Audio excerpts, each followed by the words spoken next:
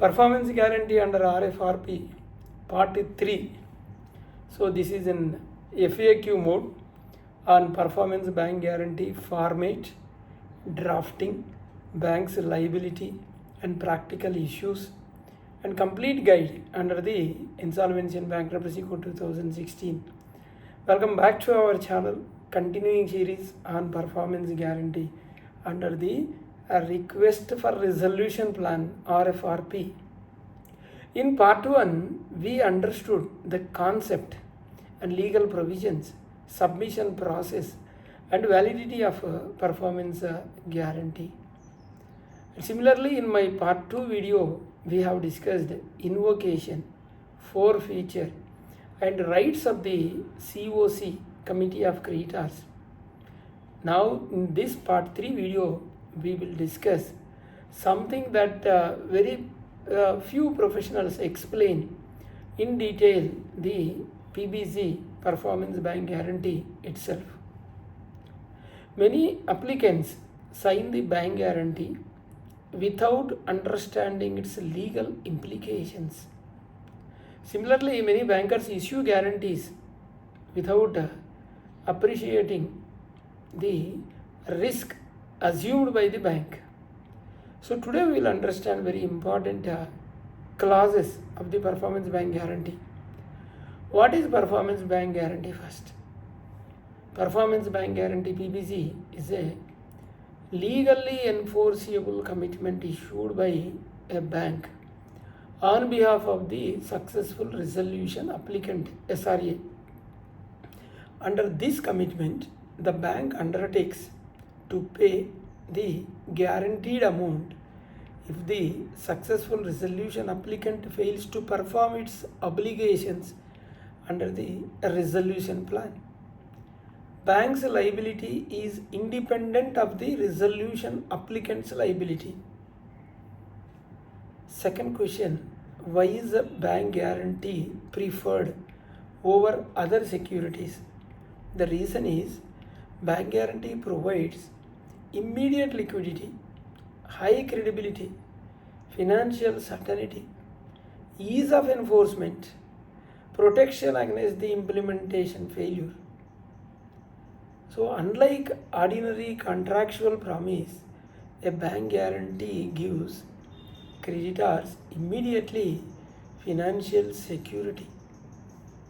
Next question, who are the parties to the PBG, performance bank guarantee? There are three parties. First party, the guarantor bank. Second party, the successful resolution applicant, SRA. Third party, beneficiary, generally acting through the COC, Committee of Creditors, or its designated banker. So each party has independent legal rights and obligations. Next question, is the bank guarantee separate from the resolution plan? Answer is yes. This is the most important to understood. Performance bank guarantee is an independent contract. Even if dispute arises regarding the implementation of the resolution plan, the bank's obligation generally remain independent. This is one reason why courts rarely interfere with the unconditional bank guarantee. Next question, who does and what does irrevocable bank guarantee? What does irrevocable bank guarantee means? Irrevocable bank guarantee cannot be cancelled unilaterally by the bank, unilaterally by the successful resolution applicant or any third party. So it remains valid until expiry or discharge or return or invocation. The next question, what is an unconditional bank guarantee? Unconditional bank guarantee means the bank promises to pay immediately upon receiving a valid written demand. So the bank cannot ask whether default actually occurred, whether litigation is pending, whether the resolution applicant disputes liability. So this principle is specifically reflected in the standard performance bank guarantee format. Next question. Can the bank investigate the dispute? No. The issuing bank is not an arbitrator. Its duty is simple. Receive demand, verify guarantee, and then release payment. That's all.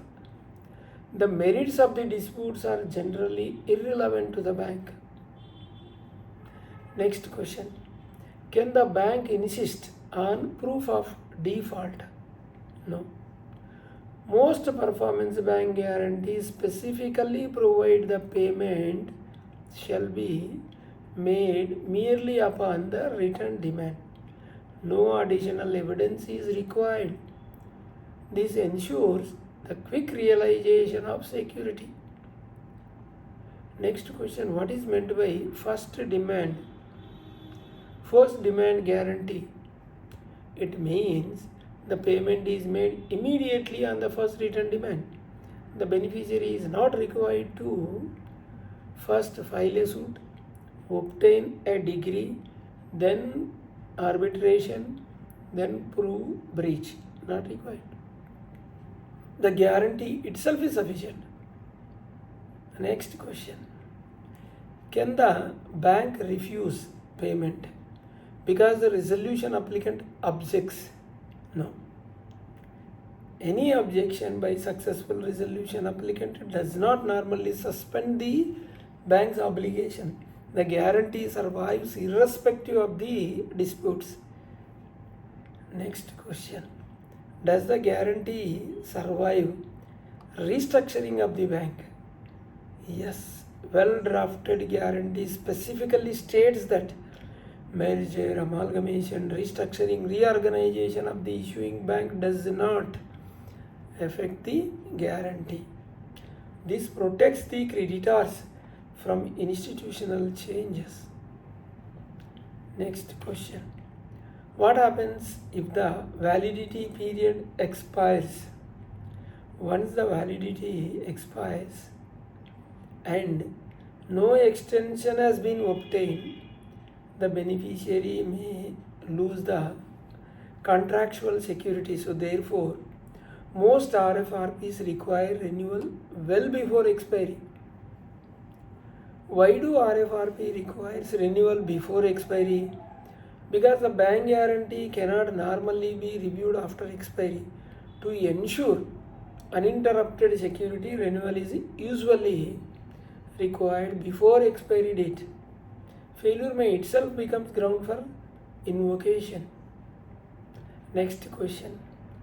Why is there an additional claim period? Many guarantees provides additional claim period after expiry. This allows beneficiaries sufficient time to submit a written demand even if default occurs near end of the validity. This is an important drafting safeguard. Can the bank revoke the guarantee before expiry? No. The standard guarantee generally prohibits unilateral revocation during its currency. The bank remains bound until discharge or expiry. Next question. Can the bank insist the COC first recover money from the resolution applicant? No. The guarantee is usually drafted as a primary obligation. Therefore, the beneficiary need not first sue or proceed against the SRA before invoking the guarantee. Next question. Is the bank liable beyond the guaranteed amount? No. The bank's liability is restricted to the amount specified in the guarantee.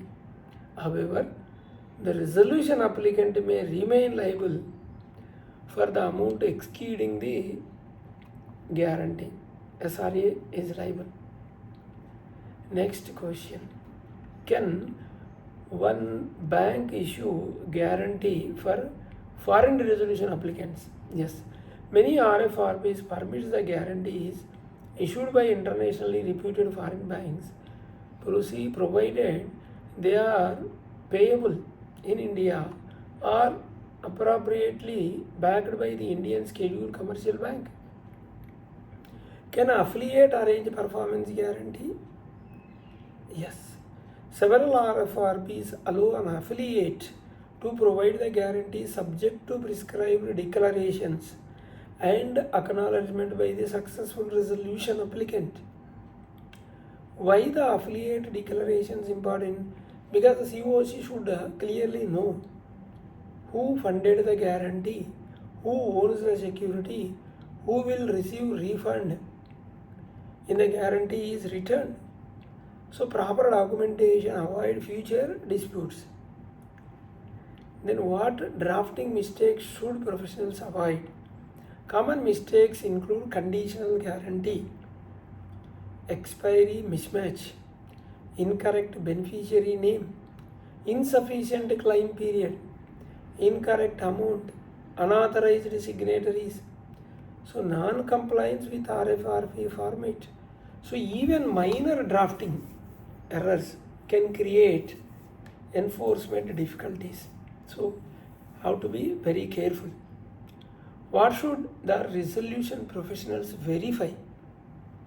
So the resolution professional should verify the issuing bank, amount, beneficiary details, validity period, claim period, unconditional wording, and stamp duty compliances, authorized authority for execution.